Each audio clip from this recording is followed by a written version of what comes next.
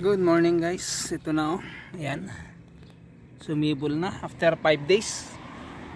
Pero kahapon niya nang start palabas guys. Kaya lang siyempre kaya medyo umaaga siyang sumibol kasi naulanan. Pagka tanim natin after 2 days naulanan. So ito na pang 5 days talagang lumabas na lahat. Yan yung tinanim natin. Unang tinanim natin dito sa kalahati ng garden 1. Ito yung una. Yung pangalawa nating tinanim, hindi pa yan tumubo kasi pangatlong araw pa lang, pangapat.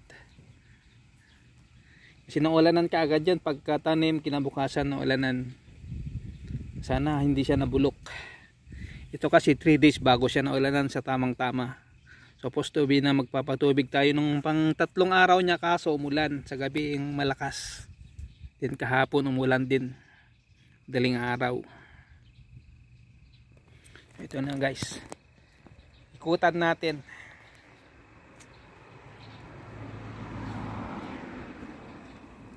Ayan o, 3 yung tumubo. Pero yung iba mostly yan 5, 6. Yung iba 8.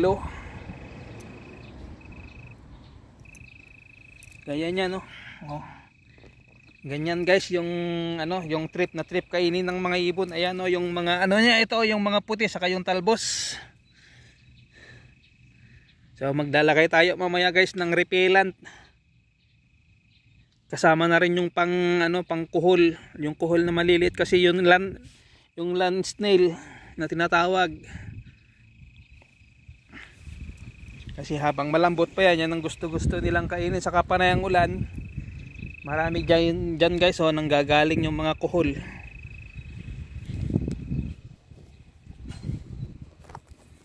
So ayan na yung tinanim natin.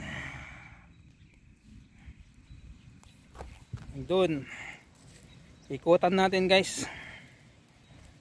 Check upin natin kung tumubo ba lahat o kailangan natin mag-replant. Gaya niyan 3.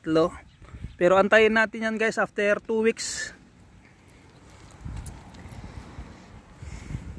Ganyan yan guys patubo pa lang Ganyan yung gustong kainin. Ayan, takpan natin Ayan parang kinalaykay na ng ibon. Ayan guys parang may kinalaykay nga ito lumabas. Lagay lang natin yan. Takpan lang natin ng konting lupa lang. So kung napansin nyo guys, 2 linya kasi dito sa may gilid.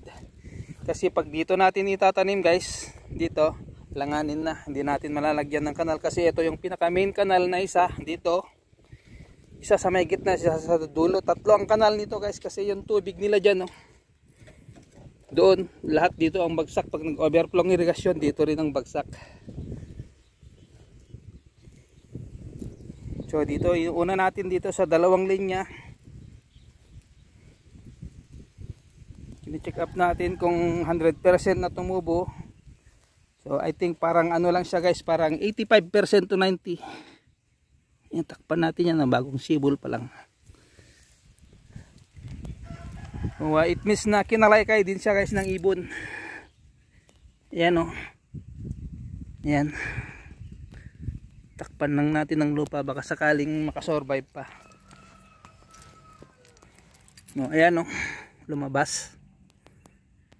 Kasi pag butil guys, hindi alam naman nila guys, matigas.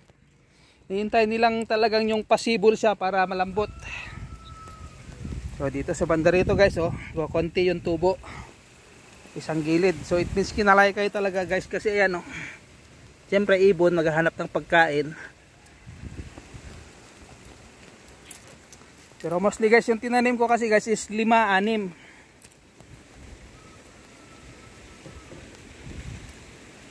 Ayan diba? Pan natin konting lupa. So, i-check lang natin guys.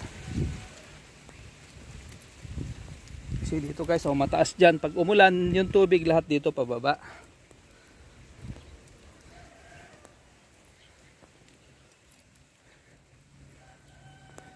So dito sa bandang gilid talaga konti lang yung tumubo. Kumbaga hindi siya 100%, 85%. So Siyempre dito kasi yung kanal-kanal natin, pero dito sa medyo bandang gitna medyo okay siya. Yan. Dito guys yung tinanim natin na pangalawa. Ayan. Kung pansin nyo, ayan oh. Palabas pa lang siya. So mga bukas pa natin yan makikita. So dito tayo guys. So dito, so far dito guys, oh, maganda ang tubo. Pero meron pa rin hindi nakaligtas, oh. So it means kinalay kayo pag ganyan guys. Siyempre naghahanap ng pagkain ng mga ibon. Hindi talaga may iwasan. So dahil tumubo na, lalagyan na natin ng ano, repellent. Oh, ayan oh. Tatakpan natin konting lupa para may kapitan yung kanyang ugat. So mga ano guys to, mga Miyerkules siguro. Anuhan na natin ng lupa yung gilid-gilid niya. Kasi ayan oh, pansin nyo mga damo, patubo.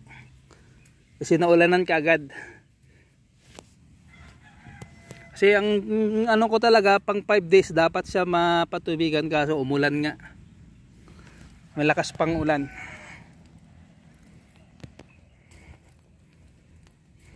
So ito guys, kidney beans ang tanim. O ayan oh. Talagang ano, marami kasi ibon talaga dito guys. Ngayon nandito tayo, siyempre nag-alisan. Sasabayan na natin lagyan ng ano, repellent. Kailangan talaga guys, saka yung kuhol. Para sa kuhol. Ito guys, oh, ang dami nila oh. Pakita ko sa inyo. Ito yung kuhol na ano, ito yung nakain ng dahon. Pag wala ng dahon, pati yung pinakapuno niya pag malambot, pag ngangat-ngatin yan, mababali. Then ito naman yung pinupuntahan ng mga ibon, kainin.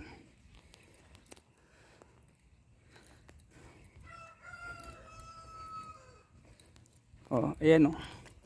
Oh.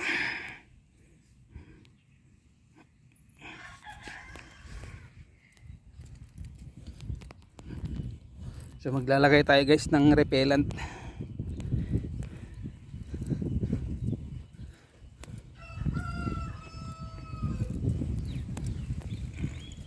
Pero hindi na natin sasama sa vlog guys. Yung paglagay natin kasi mayroon na tayong mga uploads ng mga ganyan. So ito lang, update lang natin na sumibol na yung ating unang tinanim sa unang kalahati. Yung kalahati naman pasibol pa lang. Ayan siya guys, na from 85% to 90%. Ayos na yung ganyan tubo guys. Kaya lang siyempre yung iba, yung mga tatlo, dalawa, lalagyan natin ulit, tataniman natin yung gilid niya ulit ng 5. Kasi di naman may iwasang kainin pa ng ibon yan.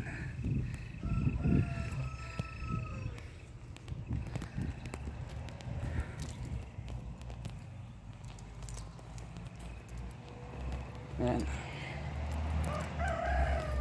Kasi wala pa yung kanal na malalim guys para talagang diretso palabas ang tubig. Ayan guys. At ayan siya oh. Sana wag umulan. Para kasi yan guys, may pag-asa pang mabulok yung mga ganyan. Ayan oh, makulimlim. So hanggang dyan lang guys. Ito yung update natin sa una nating tinanim. Thank you so much. So always support. At higit sa lahat, mega love shout out and God bless everyone.